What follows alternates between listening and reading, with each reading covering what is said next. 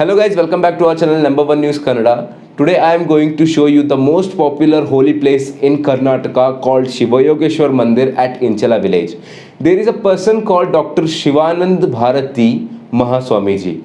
Today is the birthday of Dr. Shivanand Mahaswamiji and the opening ceremony of new mandir which is made by totally white marbles. That is the special news is today at Inchala village.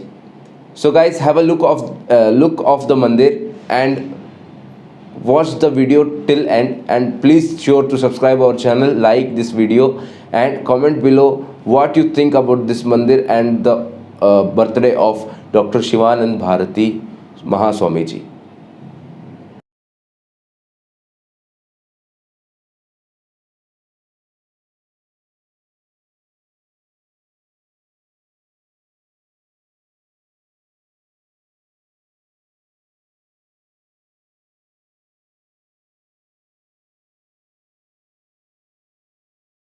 ನಮಸ್ತೆ.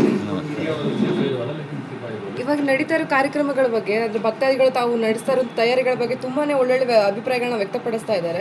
So ಅದ್ರ ಬಗ್ಗೆ ತಮ್ಮ ಅನಿಸಿಕೆ ಏನು? ತಾವು ಏನು ಸಲಹೆ ಕೊಡ್ತೀರಾ ನಾಳೆ ನಡೆಯುವಂಥ ಜಾತ್ರಾ ಮಹೋತ್ಸವದ ಬಗ್ಗೆ? ಯಾವ ರೀತಿ ಶಾಂತಿ ಕಾಪಾಡ್ಕೊಳ್ಳಿ ಅಂತ ಹೇಳ್ತೀರಾ? ನಾವು ಪ್ರತಿ ವರ್ಷವೂ ಕೂಡ ಈ ಅಖಿಲ ಭಾರತ ವೇದಾಂತ ಪರಿಷತ್ತನ್ನು ಮಾಡ್ತಾ ಬಂದಿದ್ದೇವೆ. ಈಗ ನಡೆಸ್ತಾ ಇರೋದು ವೇದಾಂತ ಪರಿಷತ್ತ 50ನೇ ವರ್ಷದ್ದು.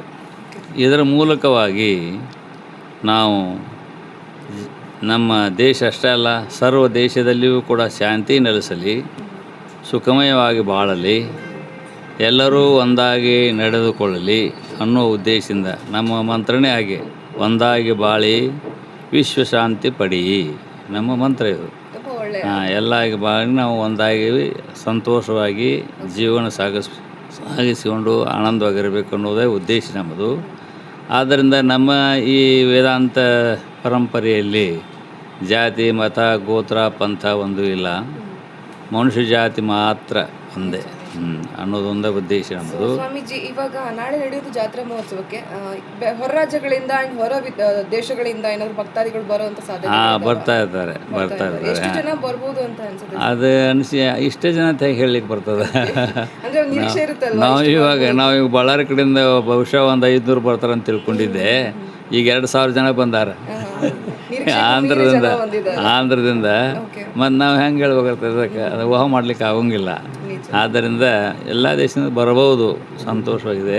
ಆದರೆ ನಮ್ಮಲ್ಲಿ ಏನಿದೆ ಅಂತಂದರೆ ಎಲ್ಲರೂ ಶಾಂತವಾಗಿರಲಿ ಅನ್ನೋದೇ ಉದ್ದೇಶ ನಮ್ಮದು. ಅದನ್ನು ಇಟ್ಟುಕೊಂಡೇ ನಾವು ವೇದಾಂತ ಪರಿಷತ್ತು ಮಾಡಿಕೊಂಡು ಈಗೆಲ್ಲ ಮಹಾತ್ಮರು ಬಂದಾರಲ್ಲ, ಇವರ ಹರಿದ್ವಾರ, ಋಷಿಕೇಶ, ಕಾಶಿ, ಆಮೇಲೆ ಯಾವ ಅನೇಕ ದೇಶಗಳಿಂದ, ಆಂಧ್ರ ಪ್ರದೇಶದಿಂದ ಬಂದಿದ್ದಾರೆ, ಗೋವಾದಿಂದ ಬರ್ತಾರೆ. ಈ ಎಲ್ಲ ಪ್ರದೇಶಗಳಿಂದಲೂ ಕೂಡ ಮಹಾತ್ಮರು, ಜ್ಞಾನಿಗಳು, ಸತ್ಪುರುಷರು, ಜಗದ್ಗುರುಗಳು, ಮಹಾಮಂಡಲೇಶ್ವರರು ಎಲ್ಲರೂ ಬರ್ತಾರೆ. ಎಲ್ಲರೂ ಬಂದ ಎಲ್ಲರಿಗೂ ದರ್ಶನ ಕೊಡ್ತಾರೆ. ಅವ್ರ ಮುಖಾಂತರ ಶಾಂತಿ ಸಂದೇಶವನ್ನು ಸಾರ್ತಾರೆ. ಜನರಿಗೆ ಎಲ್ಲ ರೀತಿಯಿಂದ ಬಾಳ್ರಿ, ಬದುಕ್ರಿ, ಸಂತೋಷವಾಗಿರ್ರಿ ಅನ್ನುವ ಉದ್ದೇಶದಿಂದ ಶಾಂತಿ ಸಂದೇಶವನ್ನು ಕೂಡ ನಮ್ಮೆಲ್ಲರಿಗೂ ಆ ಜಗದ್ಗುರುಗಳು ತಿಳಿಸ್ತಾ ಇದ್ದಾರೆ. ಮಹಾತ್ಮರು, ಮಂಡಲೇಶ್ವರರು ಉಪದೇಶ ಮಾಡ್ತಾರೆ. ಸೊ ಸ್ವಾಮೀಜಿ, ತಮಗೇನು ಅನ್ಸುತ್ತೆ, ಯಾವ ಮಂತ್ರದಿಂದ ದೇಶದಲ್ಲಿ ಅಥವಾ ಜಗತ್ತಲ್ಲಿ ಶಾಂತಿಯನ್ನು ಕಾಪಾಡ್ಕೊಬೋದು ಅಂತ? ಮೂಲ ಮಂತ್ರ ಏನು ಅಂತೀರಾ? ಮೂಲ ಮಂತ್ರ ಒಂದೇ, ಒಂದಾಗಿ ಬಾಳಿ ವಿಶ್ವಶಾಂತಿ ಪಡಿ, ಅದೇ ಮೂಲ ಮಂತ್ರ. ನಾವೆಲ್ಲರೂ ಒಂದಾಗಿ ಇದ್ದಿವ್ರೆ ಯಾವ ರಾಗಿಲ್ಲ, ದ್ವೇಷ ಇಲ್ಲ, ಅಸೂಯೆ ಇಲ್ಲ, ಯಾವುದೂ ಇಲ್ಲ. ನಾವು ಬೇರೆ ಬೇರೆ ಅಂತೇಳಿ ಭಾವನೆ ಬಂತು, ಅಲ್ಲಿ ರಾಗ, ದ್ವೇಷ ಎಲ್ಲ ಶುರು ಆಗ್ತಾವೆ. ನಾವೆಲ್ಲರೂ ಒಂದು ಅನ್ನುವ ಭಾವನೆ ನಮ್ಮಲ್ಲಿ ಬಂತಂದರೆ ಆಗ ರಾಗನೂ ಇಲ್ಲ, ದ್ವೇಷನೂ ಇಲ್ಲ, ಒಂದೂ ಇಲ್ಲ, ಎಲ್ಲರೂ ಒಂದೇ ಅನ್ನೋದಾಗುತ್ತೆ. ಅವಾಗ ಶಾಂತಿ ತಾನೇ ನಿಲ್ತದೆ.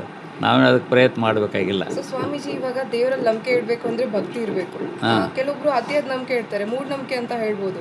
ತಮಗೇನು ಅನ್ಸುತ್ತೆ, ನಂಬಿಕೆ ಮತ್ತು ಮೂಢನಂಬಿಕೆ ಮಧ್ಯೆ ಇರುವಂತ ಎಳೆ ಎಷ್ಟರಲ್ಲಿ ಇರುತ್ತೆ ಅಂಡ್ ಹೇಗಿರುತ್ತೆ ಅಂತ? ನಂಬಿಕೆ ಅನ್ನೋದು ಬಹಳ ಶ್ರೇಷ್ಠವಾದದ್ದು. ನಂಬಿಕೆನೇ ಶ್ರೇಷ್ಠವಾದದ್ದು.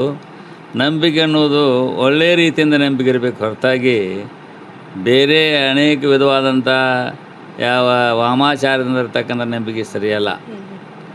ನಂಬಿಕೆ ಒಂದೇ ಒಂದು ನಂಬಿಕೆ, ಭಗವಂತನ ಚರಣಾರವಿಂದಗಳಲ್ಲಿ ಶ್ರದ್ಧೆಯನ್ನು ಇಟ್ಟುಕೊಂಡು ನಂಬುವುದೇ ಅದೇ ಬಹಳ ಶ್ರೇಷ್ಠವಾದ ಫಲ ಕೊಡ್ತದೆ. ವಾಮಾಚಾರಾದಿಗಳಲ್ಲಿ ಇರ್ತಕ್ಕಂಥ ಭಕ್ತಿ, ಶ್ರದ್ಧಾ, ನಂಬಿಕೆ ಶ್ರೇಷ್ಠ ಅಲ್ಲ, ಅದು ಒಳ್ಳೆಯದಲ್ಲ. ಅದರಿಂದ ಜನಕ್ಕೆ ಹಾನಿನ ಆಯಿತು ಹೊರತಾಗಿ ಅದರಿಂದ ಸುಖ ಶಾಂತಿಗಳು ನಿಲ್ಲಿಸೋಂಗಿಲ್ಲ. ನಾವು ಆದ್ದರಿಂದ ಒಳ್ಳೆಯ ಭಾವನೆಯಿಂದ ಗುರುದೇವತಾದಿಗಳಲ್ಲಿ ಶ್ರದ್ಧೆಯನ್ನು ಇಡುವುದೇ ಒಳ್ಳೆಯದು. ಧನ್ಯವಾದಗಳು ಗುರೂಜಿ. ಇದು ಮುಂದಿನ ದಿನಮಾನಗಳಲ್ಲಿ ಶೈಕ್ಷಣಿಕವಾಗಿ ಏನಾದರೂ ಯೋಜನೆಗಳನ್ನು ಹಮ್ಮಿಕೊಂಡಿದ್ದೀವಿ? ನಾವು ಮುಂದಿನ ಈಗಂತೂ ಇಟ್ಕೊಂಡ್ರಿ ನಾವು ಮನೆಗೆ LKG ಹಿಡ್ಕೊಂಡು ಡಿಗ್ರಿ ತನಕ ಕಾಲೇಜ್ಗಳಿದ್ದಾವೆ. ಆಮೇಲೆ ಆಯುರ್ವೇದಿಕ್ ಮೆಡಿಕಲ್ ಕಾಲೇಜ್ ಇದೆ ಮತ್ತು ಅನೇಕ ವಿಧವಾದಂಥ ಕಾರ್ಯಕ್ರಮ ಚಟುವಟಿಕೆ ಇದಾವೆ ಸಾಂಸ್ಕೃತಿಕವಾಗಿ. ಅಷ್ಟೇ ಅಲ್ಲದೆ ವಿದ್ಯಾರ್ಥಿಗಳಿಗೆ ಉಚಿತವಾಗಿಯೂ ಮತ್ತು ಸ್ವಲ್ಪ ತೆಗೆದುಕೊಂಡು ಅವರಿಗೆ ಹಾಸ್ಟೆಲ್ಗಳು ನಿರ್ಮಾಣ ಮಾಡಿದ್ವಿ. ಇಲ್ಲಿ ಅಷ್ಟೇ ಅಲ್ಲ, ಇಲ್ಲಿ ಇದೆ, ಬೆಂಗಳೂರು ಇದೆ, ಬಳ್ಳಾರಿ ಇದೆ, ಧಾರವಾಡದ ಥರ ಒಂದು ಹಳ್ಳಿದೆ ಅಲ್ಲಿ ಇದೆ. ಹೀಗೆ ಅನೇಕ ಕಡೆಗಳಲ್ಲಿ ವಿದ್ಯಾಸಂಸ್ಥೆಗಳು ಸಹ ಇದಾವೆ. ಅವುಗಳ ಮೂಲಕವಾಗಿ ಆ ವಿದ್ಯಾರ್ಥಿಗಳಿಗೆ ಒಳ್ಳೆಯ ರಿಸಲ್ಟೂ ಬರ್ಲಿಕ್ಕತ್ತದ. ಒಳ್ಳೆಯ ರೀತಿಯಿಂದ ಒಳ್ಳೆಯ ಚೆನ್ನಾಗಿ ನಡೆದದ ಕಾಲೇಜುಗಳು. ಎಲ್ಲ ಕಾಲೇಜುಗಳು ಕೂಡ ಮೆರಿಟ್ನಲ್ಲೇ ಪಾಸ್ ಆಗ್ಯಾವೆ. ಈಗ ನೋಡಿ, ಈಗ ಒಂದು ಮಣ್ಣು ಕೇಳಿವಿ, ನಮ್ಮ ಮೆಡಿಕಲ್ ಕಾಲೇಜಿನಿಂದ ವಿಶ್ವದಲ್ಲಿನೇ 100 ಸಂಖ್ಯೆಗಳಲ್ಲಿ ಒಂದು ಸಂಖ್ಯೆ ಬಂದಿದೆ ನಮ್ಮದು. 100 ಕಾಲೇಜ್ 100 ನಂಬರ್ಗಳದಾವಂತ ವರ್ಲ್ಡ್ನಲ್ಲೇ 100 ನಂಬರ್ಗಳಲ್ಲಿ ನಮ್ಮದು ಒಂದು ನಂಬರ್ ಬಂದಿತ್ತು ನಮ್ಮ ಕಾಲೇಜಿದ್ದು. ಹೆಮ್ಮೆ ಅಂತ ಹಿಂಗಾಗಿದೆ. ಚಿಕ್ಕದ್ದು ಕೂಡ ಅದಕ್ಕೆ ಅವ್ರು ಹೇಳ್ಯಾರ ಇಂಚಲ ಮುತ್ತಿನ ಗೊಂಚಲ ಅಂತೇಳಿ ಮೊದಲೇ ಬಂದದ ನಮ್ಮ ನೋಡಿ. ಹಾಗೆ ಇಲ್ಲಿ ಒಳ್ಳೆಯ ಸಂಸ್ಥೆಗಳಿದ್ದಾವೆ, ಒಳ್ಳೆಯ ವಿದ್ಯಾರ್ಥಿಗಳು ಒಳ್ಳೆಯ ರೀತಿಯಿಂದ ಪಾಠ ಪ್ರವಚನಗಳು ನಡೀತಾವೆ. ಅವ್ರ ಜೀವನವೂ ಕೂಡ ಹಸನಾಗಿದೆ, ಚಲೋ ಆಗಿದೆ. ಇಲ್ಲಿ ಓದಿರ್ತಕ್ಕಂಥ ಸಾಮಾನ್ಯವಾಗಿ 100ಕ್ಕೆ 90% ನೌಕರಿಯಲ್ಲಿ ಇದ್ದಾರೆ. ಎನ್ಸಿಲಲ್ಲಿ ಶಿಕ್ಷಕರು ಜಾಸ್ತಿ ಶಿಕ್ಷಕರು ಮನೆಗೆ 2 ಅಲ್ಲ 7 ಮಂದಿ ತನಕ ಅದಾರೆ ಒಂದೇ ಮನೆಯಲ್ಲೇ ಹೀಗಾಗಿ ಈ ಊರಲ್ಲಿ ವಿದ್ಯಾರ್ಥಿಗಳು ಬಂದು ಅಭ್ಯಾಸ ಮಾಡಿ ತಮ್ಮ ಜೀವನವನ್ನು ಹಸನ ಮಾಡ್ಕೊಂಡಿದ್ದಾರೆ. ಭಾಳ ಚೆನ್ನಾಗಿ ನಡೆದ. ಆಮೇಲೆ ದೇಶಕ್ಕಾಗಿ ಸೇವೆಸಂತ ಯೋಧರು ಸೈನಿಕರು ಭಾಳ ಮಂದಿ ಇದ್ದಾರೆ, ಮನೆಗೆ ಇದ್ದಾರೆ. ದೊಡ್ಡ ಹೈ ಲೆವೆಲ್ನಲ್ಲೂ ಇದ್ದಾರೆ, ಒಳ್ಳೆ ಹೈ ಲೆವೆಲ್ನಲ್ಲೂ ಕೂಡ ಇದ್ದಾರೆ ಮಿಲಿಟ್ರಿಯಲ್ಲಿ. ತಮ್ಮ ಕಡೆಯಿಂದ ಮುಖ್ಯಮಂತ್ರಿಗಳಿಗೆ ಅಥವಾ ಸರ್ಕಾರಕ್ಕೆ ಏನಾದರೂ ಬೇಡಿಕೆಗಳಿದ್ದಾವೆ? ನಾವು ಅವ್ರಿಗಷ್ಟೇ ಅಲ್ಲ, ನಾವು ಒಟ್ಟೆ ಬೇಡಿಕೆ ಇಲ್ಲ ನಮ್ಮಲ್ಲಿ. ನಾವು ಯಾವುದನ್ನು ಬೇಡೋಂಗಿಲ್ಲ, ಭಗವಂತನ ಬೇಡೋದು ಅಷ್ಟೇ. ಯಾರನ್ನೇ ಬೇಡೋಂಗಿಲ್ಲ. ಇಲ್ಲಿವರೆಗೆ ನಾವು ಇಷ್ಟು ಕಾರ್ಯಕ್ರಮ ಮಾಡಿದ್ರು, ನೀವಿಷ್ಟು ಕೊಡ್ರಿ ಅಂತ ಯಾರನ್ನೂ ಕೇಳಿಲ್ಲ. ನಾನು ಕೇಳಿಲ್ಲ, ಮತ್ತು ಉಳ್ಕೆಯವ್ರು ಕೇಳ್ಬರ್ಬಿಡೋರು. ನಾನು ಮಾತ್ರ ನಮ್ಮ ಭಕ್ತರಿಗೆ ಸಹಿತವಾಗಿ ನೀವು ನಮಗೆ ಕಾರ್ಯಕ್ರಮಕ್ಕೆ ಹರ್ಕತ್ತಾಗಿದೆ ಅಥವಾ ಕಾರ್ಯಕ್ರಮ ಬೇಕಾಗಿದೆ, ನೀವು ಇಷ್ಟು ಕೊಡ್ರಿ ಅಷ್ಟು ಕೊಡ್ರಿ ಯಾರನ್ನೂ ಕೇಳಿಲ್ಲ. ಭಾಳ ಕೇಳಕ್ಕೆ ಬಂದು ಇಷ್ಟ ಕೊಡ್ತಾರೆ ಅಂತ ಮಾತಂತೇನೆ ನಾನು. ಆದ್ದರಿಂದ ನಾವು ಕೇಳುವ ಪದ್ಧತಿ ನಮ್ಮಲ್ಲಿ ಇಲ್ಲ. ಧನ್ಯವಾದಗಳು ಗುರೂಜಿ. ಇದು ನಮ್ದು ಒಂದು ಸಣ್ಣ ಚಾನಲ್, ಅಂದ್ರೆ ಇವಾಗ ತಾನೇ ಬೆಳೀತಾ ಇದೆ, ಇವಾಗ ತಾನೇ ಶುರುವಾಗಿದೆ. ಸೊ ನಮ್ಮ ಕಡೆಯಿಂದ ಒಂದು ಪ್ರಾರ್ಥನೆ ಏನು ಅಂತ ಅಂದ್ರೆ ನಮ್ಮ ಚಾನಲ್ ಚೆನ್ನಾಗಿ ಬೆಳೀಲಿ ಅಂತ ತಾವು ಕೂಡ ಪ್ರೇ ಮಾಡಿ ಅನ್ನೋದು ಆಶೀರ್ವಾದ ಚೆನ್ನಾಗಿ ಆಗ್ತದೆ. ಗುರುನಾಥನ ಆಶೀರ್ವಾದದಿಂದ ನಮ್ಮ ಚಾನಲ್ ಭಾಳ ಚೆನ್ನಾಗಿ ಆಗ್ತದೆ. ಗುರುನಾಥನ ಆಶೀರ್ವಾದದೆ ಎಲ್ಲ ಚೆನ್ನಾಗಿ ಮಾಡ್ಕೊಂಡು ಹೋಗಿ ಬೇಸಾಗೈತೆ. ಒಳ್ಳೆಯದು. ಥ್ಯಾಂಕ್ ಯು ಸೋ ಮಚ್ गुरुजी। नमस्ते, आपका नाम?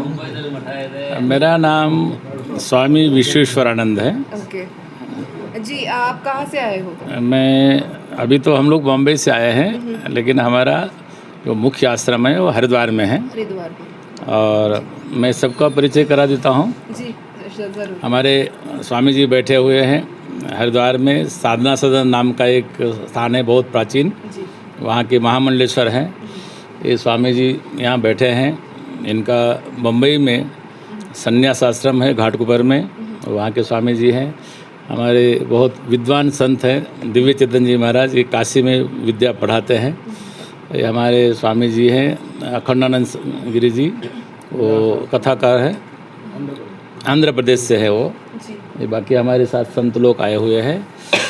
और हम लोग कन्नड़ तो नहीं जानते हैं, ठीक है, हम इसीलिए हम हिंदी में लेकिन हम लोग स्वामी जी के प्रेम से सब लोग यहाँ आते हैं। यहाँ हमारी बात कितनी समझते हैं वो हम नहीं जानते हैं, लेकिन यहाँ के लोगों के जो भाव हैं, जो श्रद्धा है, जो धर्म के प्रति एक जागरूकता है, उसके प्रेरित हो करके हम सब लोग उत्तर से यहाँ आते हैं। और स्वामी जी के प्रति जो एक सद्भाव है, केवल उसको ही लेकर के, मुख्य रूप से हमारे स्वामी शिवानंद भारती जी हैं, तो उनका आग्रह बोलो, प्रेम कहो, तो उस कारण से हम लोग यहाँ पर आते हैं। और इस बार उनके अपने आयु के 80 वर्ष पूर्ण हो रहे हैं और अभी भी परमात्मा ने उनको स्वस्थ रखा है। और हम लोग इसी कामना के लिए आए हैं कि और भी वो 100 वर्ष तक जिए और साथ साथ में ऐसा ही धर्म कार्य, सामाजिक कार्य करते रहे। हम लोग ये चाहते हैं, इसलिए हम लोग यहाँ पर उनके लिए यहाँ पर आए हुए हैं।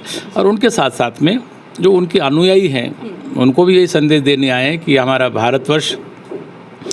भारतवर्ष में ये जो धर्म है वो कोई एक व्यक्ति के लिए नहीं है। ये तो हमारे यहाँ पर कहा जाता है कि सर्वे भवन्तु सुखिनः।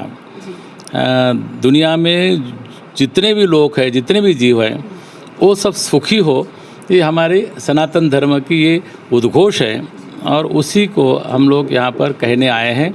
और मैं ये समझता हूँ कि यहाँ के लोग पहले से समझदार हैं और किसी के बहकावे में नहीं आएंगे और अपने ही धर्म को, अपने ही संस्कृति को, अपनी भाषा को अपने वो जीवित रखेंगे। यही भारतवर्ष की यही मूल अवधारणा है, यही भारत का मूल स्वरूप है। तो मैं आपके इस चैनल के माध्यम से नंबर 1 न्यूज़ नंबर 1 न्यूज़ के माध्यम से मैं आपको सबको ये कहना चाहूँगा कि हम भारतवासी हैं, हमारी भारत पहचान है और हमारा स्वभाव दयालुता है। हमारे एक दूसरे के प्रति हम लोग परोपकार करने की भावना है।